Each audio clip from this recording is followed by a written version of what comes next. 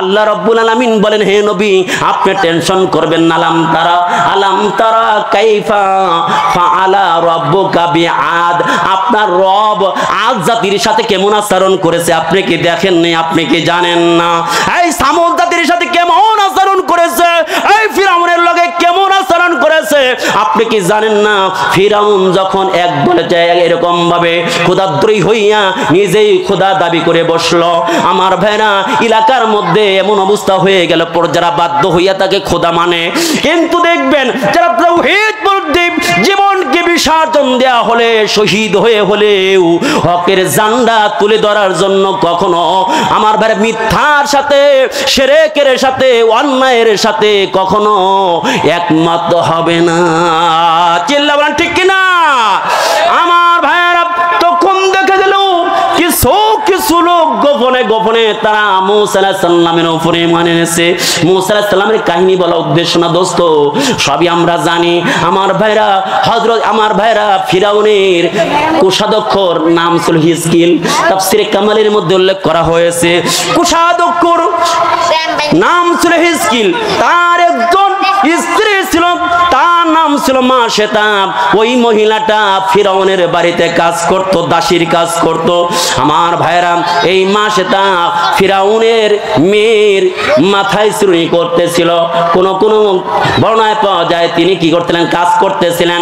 হঠাৎ করে তার জবান থেকে যখন হাত থেকে চিরুনি পড়ে গেছে তখন সাথে সাথে বললেন ইন্না লিল্লাহ বললেন এবং বললেন ধ্বংসক নাফরমান যারা আল্লাহরে মানে না সে ধ্বংস হয়ে যাক। এই কথা বলার সঙ্গে সঙ্গে ফিরাউনের কন্যা ডেকে বলে, তাহলে কি আমার বাবারে তুমি এরকম রব হিসেবে মানো না? তখন মা সেটা ডেকে বলে, না না না, তোমার আব্বা কখনো রব হতে পারে না। আমার এবং তোমার বাবা সবার রব হলো হযরতে মূসা আলাইহিস সালামের রব। বলে তোমারে যে বানাইছে আমারও সেই বানাইছে, তোমার বাবারেও তিনি আল্লাহ বানাইছে। সুবহানাল্লাহ। আমার ভাইয়েরা এই কথা বলার সাথে সাথে এই যে গ্রুপ আরম্ভ হয়ে গেছে, একদল মুসা পয়গম্বরের গ্রুপে আর একদল সিংহভাগ চলে গেছে ফিরাউনের ভাগে এরকম ভাবে দলে। কারণ জানে ফিরাউনে বিদ্যাচরণ করলে তাহলে সে শুলিতে সরে ফেলবে। আমার ভাইরা একজন মহিলার ঈমান কেমন, মহিলার ঈমান কেমন আর আমার আপনার ঈমান কেমন দেখেন একটু। মা সেটাকে ফিরাউন গোয়েন্দা বাহিনীর মাধ্যমে ধরে নিয়ে রাজপ্রাসাদে তখন অ্যারেস্ট করে রাজপ্রাসাদে আটকে ফেলল। বললাম মা সেটা তুমি বুঝে হোক না বুঝে হোক তুমি মুসার রবির উপর ঈমান এনেছো, বলো দেখি আজকে ঈমান ছাড়বা কিনা, আমারে রব মানবা কিনা। আজকের থেকে যদি তুমি আমারে রব মানো তাহলে তোমাকে মাফ করে দেব।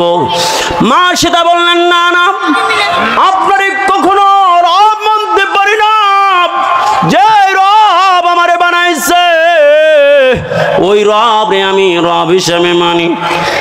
ফিরাউনের একটা নিয়ম ছিল এরকম ভাবে, এই যে যোগ চিহ্ন, এই যে কুরুশ চিহ্ন, যোগ চিহ্ন এরকম কাট ফিট করা ছিল এরকম ভাবে। বলে কাটের সাথে নিয়ে দুই হাতটা দুই দিকে দিয়ে ডান হাতের মধ্যে প্যারাক গেড়ে দিয়েছে আর বাম হাতে প্যারাক গেড়ে দিয়েছে, পায়ের মধ্যে প্যারাক গেড়ে দিয়েছে, এরকম ভাবে মাথার মধ্যে প্যারাক গেড়ে দিয়েছে। আর নড়াচড়া করার বুদ্ধি নাই। দুইটা কন্যা, বড় কন্যাটাকে তার সামনে নিয়ে অপরজুপুরি ভাবে ছুরির মাধ্যমে আঘাত করে কলিজাটা বের করে তার সামনে একজন মায়ের সামনে বের করে দেওয়া হলো। চোখ দিয়ে শুধু গড় গড় করে শুধু পানিগুলো ঝরতেছে। ভাই মাসে তো কোনো কথা বলার হিম্মত নাই, কথা বলার ভাষা হারায় ফেলছে। এমনই সময় ছোট্ট বাচ্চাটা, কোলের বাচ্চাটাও কাছে আছে। এই বাচ্চাটা কি যখন আগুনের মধ্যে তেল দিয়া কারাই দিয়া উত্তপ্ত আগুনের মধ্যে লম্বা টাইম জাল দিতেছিল, আগুন এরকম তেলগুলো ফোটান্ত তেল টকবক টকবক করতেছে। এমনই সময় ছোট্ট বাচ্চাটাকে যখন তেলগুলোর মধ্যে ছেড়ে দেওয়া হয়, মোড়দের মধ্যে বাজা মাছ হয়ে গেছে। যখন ঢেলে দেয়, দেওয়ার সময় ছোট্ট বাচ্চায় মাকে ডেকে বলে, ইয়া উম্মা ইসবিরি আলা, মা গো তুমি ধৈর্য ধারণ করো, ফাইন্নাকি আলাল হক, তুমি তো হকের উপর আছো। মা তুমি তো হকের উপরে আছো মা। এই ছোট্ট বাচ্চাটাকে যখন কারার মধ্যে তেলের মধ্যে দিয়ে ফেলল, এই ছোট বাচ্চার রুটা ইল্লিনে যখন অর্ধ জগতে রওনা দিয়েছে, তখন ছোট্ট বাচ্চার রুহটা ডেকে বলে, মা তুমি বিচলিত হইও না, ওটা কোনো আগুন না, আগুন না, ওইটা হলো জান্নাতের দরজা। ওইটার মধ্যে যখন ফিরাউন ফেলে দিবে, তুমি তার আগে তোমার রুহটা কবজ করে আল্লাহ তাআলা জান্নাতে পৌঁছায় দেবে। এই জন্য তুমি ভয় করো না আম্মা। ওই যে আগুন দেখা যায় আর যা দেখা যায় না কেন, ওর মধ্যে যখন ফেলে দেবে, ওই রাস্তা দিয়ে ঢুকবা মানে তুমি জান্নাতের রাস্তায় ঢুকবা। মা তুমি ভয় করো না, না না না। বলে এই বাচ্চাটাকেও যখন তেলের মধ্যে দিছে, ভাজা মাছের মতো হয়ে গেছে, হাড্ডিগুলো বাসতেছে, তেলের মধ্যে বাসা আরম্ভ করেছে। এমন সময় ফিরাউন ডেকে বলে, এই মাসেতা এই শুনে রাখ, এখন তোর ছোট মেয়েকে যেইভাবে নির্মম ভাবে এরকম ভাবে হত্যা করেছি, আগুনের মধ্যে বেজে ফেলেছি, তোরেও এখন আগুনের মধ্যে দিয়ে ফেলবো, বাজা মাছের মতো হয়ে যাবি, বল দেখি তুই ঈমান ছাড়বি কিনা। ওই সময় মা সেতা ব্যাঘ্রের মতো আওয়াজ দেয়, বলে না না রে ফিরাউন, তুই কি মনে করেছিস আমি জীবন দেব তো ঈমান দেব না? সবাই আওয়াজ করে বলেন, জীবন দেব তো কোনোদিন ঈমান দিতে পারি? আরো জোরে বলেন, জীবন দেব ঈমান দেব। আমার ভাইরা, জীবন প্রয়োজন হইলে জীবন দেব, শহীদ হয়ে যাব, তারপরে ঈমান ছাড়তে পারি না। মা সেতাকে যখন আগুনের মধ্যে ফেলে দিবে, এমনই সময় মা সেতা ডেকে বলে, ফিরাউন রে তুই তো কোনো কথাই আমার রাখলি না, শুনলি না, আমারে হয়তো শেষ বিদায় দিয়ে দিবি রে ফিরাউন। তোর কাছে আমি একটা অনুরোধ করে যাই রে ফিরাউন, আমারে যখন আগুনের মধ্যে আর ওই তেলের মধ্যে তুই আমাকে দিয়ে ফেলবি, আমার শরীরটা ভাজা মাছের মতো হয়ে যাবে, আমার হাড্ডিগুলো তেলের মধ্যে বাসতে থাকবে রে। আমি তোমার অনুরোধ করি, আমার শিশু সন্তানটার লাশের ওই যে ভাজা মাছের মতো হয়ে আছে, হাড্ডিগুলো বাসতেছে, আমার হাড্ডিগুলো যখন বাসবে, দুজনের হাড্ডি গুলো একটা জায়গায় দাফন করে ফেলো রে ফিরাউন। কেন গো বলি জানো না?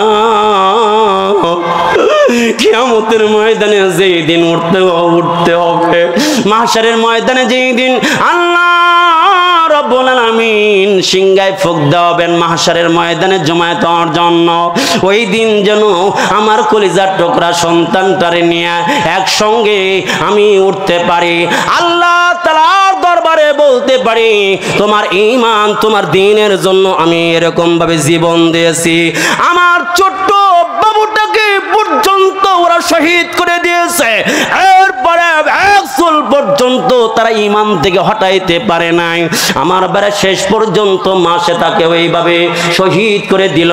কিন্তু শেষ কথাটা রেখেছে, সেটা হলো মা সেতা এবং মা সেতার ছোট্ট মেয়ের হাড্ডিগুলো এরকম ভাবে একটা কাপড়ের মধ্যে পেঁচাইয়া দাফন করে দিয়েছে।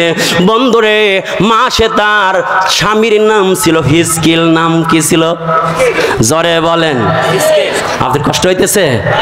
একটু জোরে বলেন, লা ইলাহা ইল্লাল্লাহ, জোরে লা ইলাহা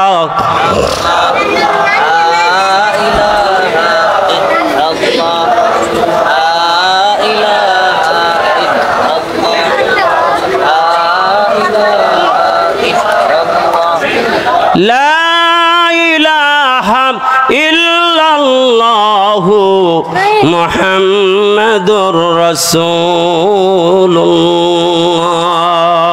সাল্লাল্লাহু আলাইহি ওয়াসাল্লাম। আমার ভাইয়েরা, এদিক দিয়ে হিজকিল কি করেছে? হিজকিল তাফসীরে কামালের মধ্যে আজকেও দেখলাম হিজকিল সেখান থেকে আত্মগোপন করে জঙ্গলে চলে গেছে।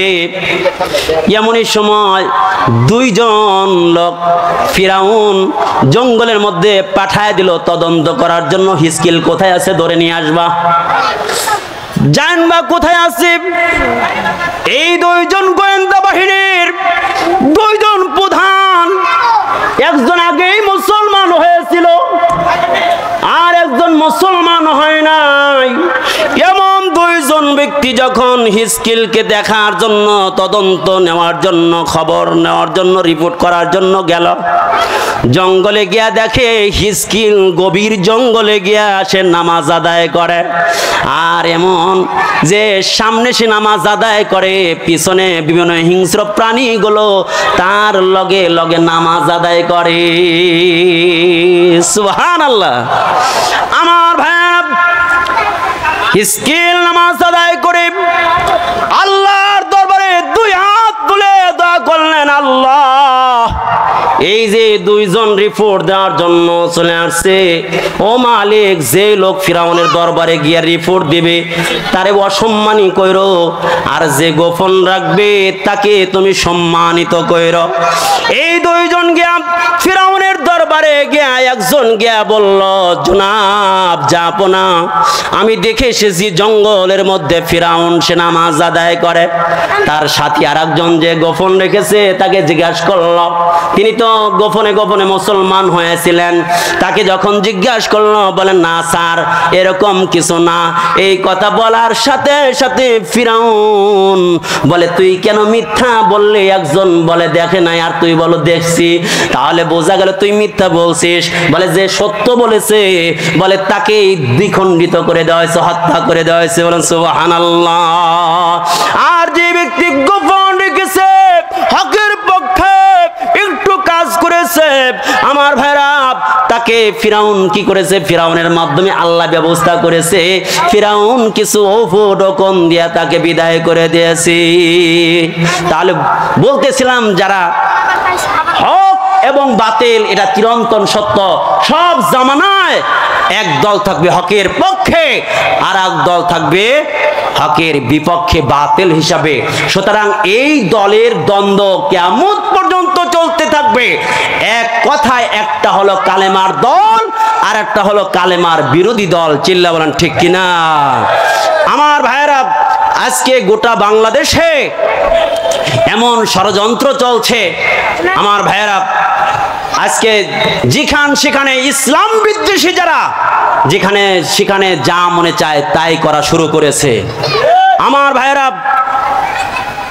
আমরা এখান থেকে একটা আওয়াজ দিতে চাই, আমার নবী হচ্ছে শেষ নবী, আমার নবীর পরে আর কোন নবী।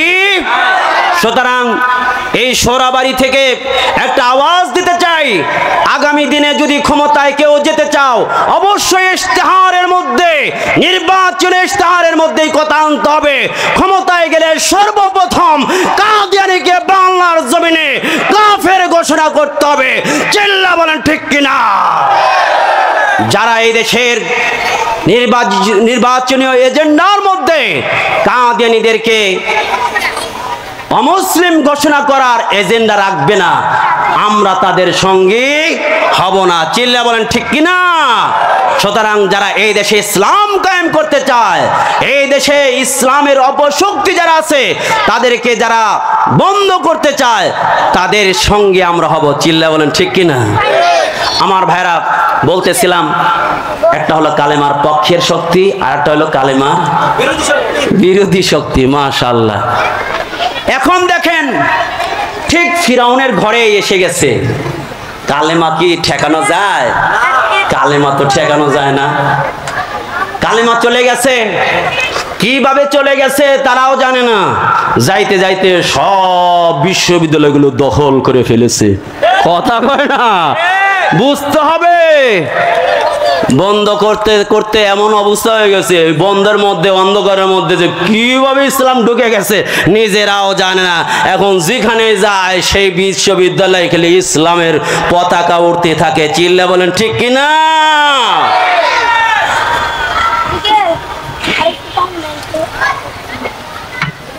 আমার ভাইরা, এখন তো ফিরাউন নিজেও জানে না ঘরের মধ্যে ইসলাম কিভাবে ঢুকছে। হয়তো আইন জারি করেছে, হুকুম ফরমান জারি করেছে, এখন আর কোন বাচ্চা গ্রহণ করতে পারবে কেন? ফিরাউন একদিন স্বপ্নে দেখলো যে বনি ইসরাইলদের থেকে একটা আগুন এসে আমার ক্ষমতার মসনদকে পুড়িয়ে ছারখার করে দিয়েছে। এই স্বপ্ন দেখে সে বিচলিত হয়ে গেল।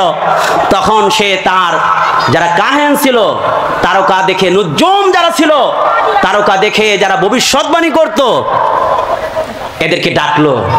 আমার ভাইরা, তখন তারা রিপোর্ট করলো, জনাব অচিরেই বনি ইসরাইলদের মধ্যে এমন একটা শিশু বাচ্চা জন্ম নেবে যার কারণে সে যুবক হয়ে আপনার বৃদ্ধাচরণ করে আপনার ক্ষমতাকে ছিনে নেবে।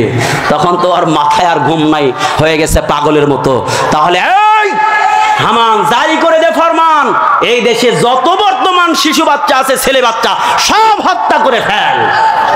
সুতরাং সর্বপ্রথম শিশু হত্যার আইন জারি করেছে কে? ফিরাউন। সুতরাং যারা যে শিশু হত্যা করে, বাচ্চা হত্যা করে, এরাও কিন্তু কিয়ামতের ময়দানে ওই ফিরাউনের কাতারে উঠতে হবে। সুতরাং যারা বাচ্চাকে নিয়ন্ত্রণের নামে বাচ্চা হত্যা করে, শিশু হত্যা করে, এটা চরম ধরনের অন্যায়। ওই দিকে আর গেলাম না, ওটা আবার আর একটা সাবজেক্ট। আমার ভাইয়েরা, ফিরাউন রেড অ্যালার্ট জারি করে দিল, এই দেশে কোন ছেলে বাচ্চা থাকবে না, হত্যা করে দাও। হত্যা করে ফেললো। এমনকি বললো আজকে থেকে কোনো গর্ভধারণ করতে পারবে না, গর্ভধারণ করলে ওই মাস হত্যা করে দেওয়া হবে। আল্লাহ রাব্বুল আলামিন বলেন, যত রেড অ্যালার্ট জারি করস না কেন, বলে তাফসীর করা যাবে না, ওয়াজ করা যাবে না, আল্লাহ নামের স্লোগান দেওয়া যাবে না, কত না আইন করেছিল। আজকে তারাই বিদায় নিছে। আল্লাহু আকবারের স্লোগান বাংলার জমিনে আগের চেয়ে আরো বেশি চলতেছে। চলে বলেন ঠিক কিনা? আমার ভাইয়েরা, রেড অ্যালার্ট যতই জারি করুক না কেন, আল্লাহ বলেন এই বনি ইসরাইলের মধ্যে আমি এমন একটা বাচ্চা দেব, এমন কি ওর নাগের জায়গায় ওর কোলের মধ্যে আমি মানুষ করব, সেই ব্যবস্থা আমি করে দিলাম। আল্লাহ রাব্বুল আলামিন বলেন, আমি বনি ইসরাইলের মধ্যে আমি একটা বাচ্চা দান করলাম মুসা আলাইহিস সালামকে। মুসার মাকে বললাম, এই মুসার মা, তুমি ভয় করো না, তোমার বাচ্চাকে একটা বাক্সর মধ্যে নীল দরিয়ায় ছেড়ে দাও। নীল দরিয়ায় যখন ছেড়ে দেওয়া হলো, আমার বেড়া মৌজার তুফানের ধাক্কায় ধাক্কায় একদম আমার বেড়া ফিরাউনের রাজপ্রাসাদের পাশে গিয়ে যখন এরকম বাক্সটা ঠেকে গেছে, তখন আসিয়া দেখলেন সুন্দর একটা বাক্স, তার মধ্যে একটা বাচ্চা। আমার ভাইয়েরা পরামর্শ করে ঘরে নিয়ে আসলেন। আমার ভাইয়েরা, ও বন্ধু, এই যে এই বাচ্চাটাকে দেখে দেখে বারবার ফিরাউন মন্তব্য করছে, মনে হয় এইটাই আমার শত্রু হবে, এইটাই আমার শত্রু হবে। মন্তব্য করার পরেও ও বন্ধু একদিন দাড়ি ধরে এমন জাকুনি মারছে, বলে ছোট্ট বাচ্চা জাকুনি মারলে একবারে কাত হইয়া পড়ে গেছে, মাথায় যে এরকম ভাবে ব্যথা শুরু হয়ে গেছে, জ্বর এসে গেছে। তখন ডেকে বলে, আসিয়া রে, আমার মনে হয় এই মুসাই আমার শত্রু হবে, ক্ষমতাটা কেড়ে নেবে। আসিয়া ডেকে বলে, আপনি কি যে বলেন, ছোট্ট একটা বাচ্চা দাঁড়িয়ে ধরে জাকুনি দিছে, ছোট্ট বাচ্চার জাকুনি খাই এই কথা বলতেছেন, আপনি কি বলতেছেন? আরে জানেন না, এটা তো ছোট্ট বাচ্চার জাকুনি না, এটা হলো নবীর জাকুনি। বলে, যার লগে সম্পর্ক স্বয়ং আল্লাহ তাআলা। ওয়ামা রামাইতা ইয রামাইতা ওয়ালাকিন্নাল্লাহ রামা।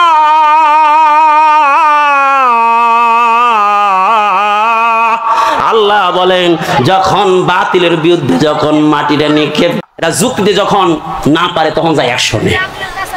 আমার ভাইরা, তখন শর্ট করে আমাদের হুজুর আসছেন, শর্ট করে বলছি, তখন আসিয়াকে নিয়ে ঠিক রাজ দরবারে 2 হাত 2 দিকে দিয়া 2টা পেরাক গেড়ে দিয়েছে, পায়ে পেরাক গেড়ে দিয়েছে।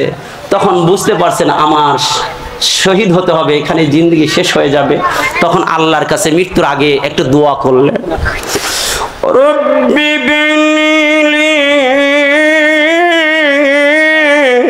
ইনদাকা বাইতান ফিল জান্নাহ ওয়া নাজ্জিনি মিন ফিরআউনা ওয়া আমালি। ও মালিক, আমি চাই তোমার কাছে থাকতে, জান্নাতে তোমার কাছে আমার একটা ঘর বানায় দাও। আল্লাহ ডেকে বলে, আজরাইল যা, আবার জানটা কবজ করে নিয়ে যা। আর ফেরেশতারা রে যা, ওর জান্নাতটা যে বালাখানা বানাইছি, ওর জান্নাতটা আমার জানটা কবজ করার আগে ওর চেহারার নজরের সামনে তুলে ধর, এই তুলে ধর। প্রত্যেকটা মুমিনের সামনে তার জান্নাত তুলে ধরা হয়, আর বলা হয় ইয়া আইয়াতু আন-নাফসুল মুতমাইন্নাহ, এই পবিত্র আত্মা আয় উখরিজি, আয় বের হয়ে আয়, আয় আয় বের হয়ে আয়। আমার ভাইরা, নফসটা যদি খবিসা হয় তখন তার সামনে জাহান্নাম তুলে ধরা হয়। তাহলে বলতেছিলাম ভাইরা, দল হবে 2টা, ফারিকুন ফিল জান্নাতি ওয়া ফারিকুন ফিস সাঈর। আমরা হব সেই কালেমাওয়ালা জান্নাতি দলের সাথে থাকার জন্য রাজি আছেন তো? 2 হাত তুলে থাকবেন, লিল্লাহে তাকবীর, লিল্লাহে তাকবীর। কোরআন সুন্নাহ যেখানে, আলেম ওলামা যেখানে, আলেম বিদ্বেষী যেখানে, আল্লাহ পাক কবুল করেন, আমিন। আখির দাওয়ানা আলহামদুলিল্লাহি রাব্বিল আলামিন। আসসালামু আলাইকুম ওয়া রাহমাতুল্লাহ।